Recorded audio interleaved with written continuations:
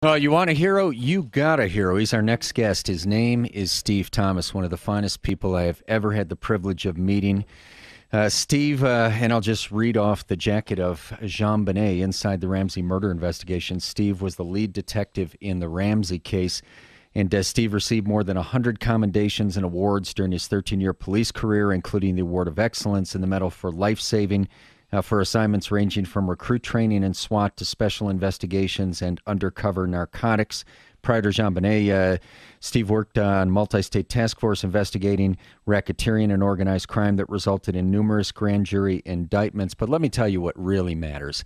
This is a very good person, and I came to know Steve during the years he was investigating the Jean Bonnet case, and eventually had the privilege of representing him when he was falsely accused of not honoring service of process in a related case. And it was just a flat-out false allegation, Craig, and eventually the process server who claimed he had served Steve had to admit on the stand that he had committed perjury, and the charges against Steve were dropped. But I'll tell you this.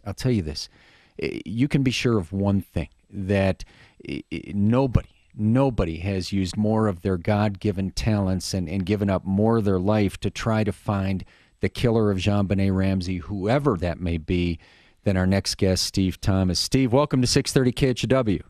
Well, thank you, Dan, and I'm humbled by your kind words, and it's a pleasure to be here. Well, it's our honor, Steve, and we know that you haven't talked about this for 5 years. I believe it's been about 5 years since you've spoken publicly about the Jean Bonnet case. So if you would start just by telling Craig and me and our listeners, why haven't you discussed it for the last several years, and why now? Well, and hello, Craig. Good afternoon. Hey, Steve. Thank you for having me. Thank you for being on. I remember when we met while we were doing Good Morning America from Diamond Hill, and I was always impressed by you. I was that morning as well, and I agree with Dan. And nobody wanted to solve this case more than you.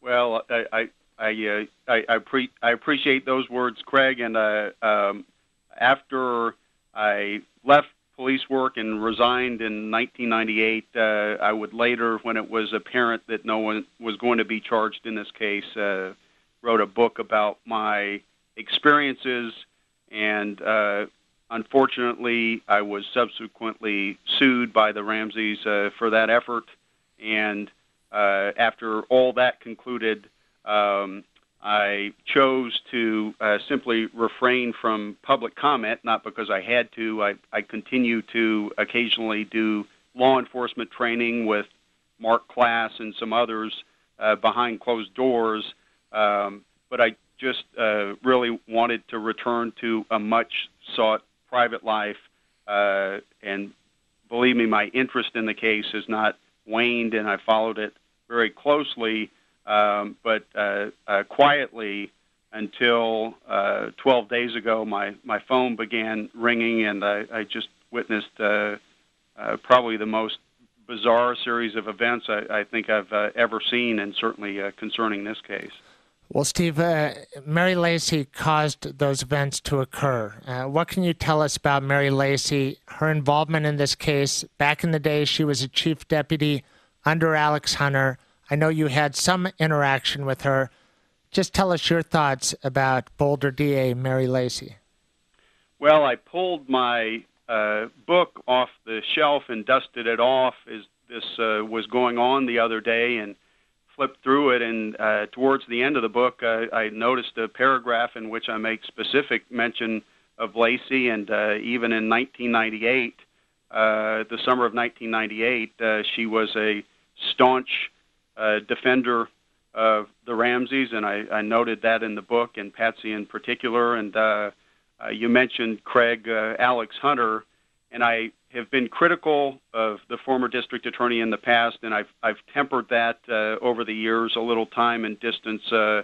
I think in hindsight that at least I think he was giving it a genuine effort, and quite frankly, at least he was in the same ballpark, the same zip code as the Boulder Police Department. And I told a friend yesterday, I said, what I've just witnessed with Keenan Lacy makes Alex Hunter look like Rudy Giuliani.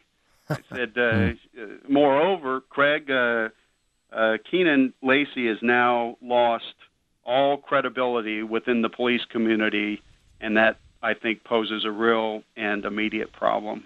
Well, Steve, let's talk about that, because I think all anybody has to do is have the pleasure of meeting you and speaking with you, reading your book, to understand the depth of your commitment to finding justice for JonBenet. So what is the impact now of this, as I call it, wild goof chase on the effort to find justice for this little girl? Well, Dan, and you hit the nail on the head. I think this is the definition of the proverbial wild goose chase for a number of reasons. I'd like to get into those in a moment, but the immediate impact is, I think, it certainly diminishes the ability of this district attorney, because now I think there's a credibility issue to ever try to bring any other suspect into court. For example, she has been, some have criticized her within the law enforcement community that she's been rather myopic in her sole focus on an intruder. And I think now, if she were to arrest anybody else, I think there's the credibility question that it would be difficult, because let's face it, quite frankly, Carr, presumption of innocence and finding a jury was never going to be an issue, because I don't think I spoke to anyone in the last 12 days who ever took Carr seriously as the killer of JonBenet Ramsey. Steve, if I could just ask you about the possibility of justice for JonBenet, do you regard the DNA in her panties as a significant clue? Since you left the police department in 2003, they used STR technology to enhance that DNA, so much so they could say it was a Caucasian male and that it wasn't blood or semen, but a cough or a sneeze. Do you buy that, or do you have skepticism about DNA solving this case? Well, Craig, I've never, and I've heard you speak very eloquently and articulately on TV about this in recent days, and I've never held myself out as a DNA expert. And in fact, we deferred to Henry Lee and Barry Scheck and others. But you're right. In the last 8 years, there's been tremendous DNA advancement. But then again, Mike Cain has publicly stated on the record that the DNA in the underwear is of such minimal quantity that it may have been a rather casual contact.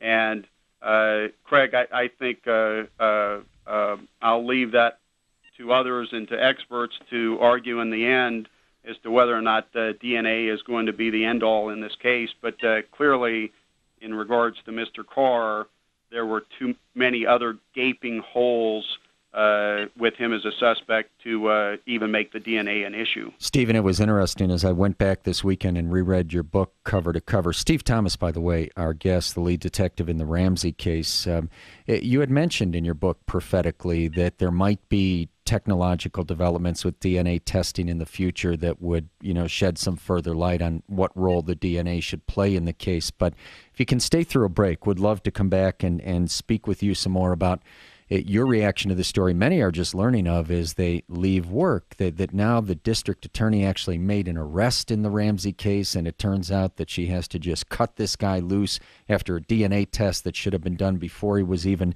brought here. A man who just put his heart and soul into finding the killer of JonBenet Ramsey. On the line with us, Steve Thomas. His book, JonBenet, it was so compelling. And when we're done with the interview with Steve, I want to just quote the very last few lines of the book. They just bring a tear to your eye. You're with Dan and Craig. Steve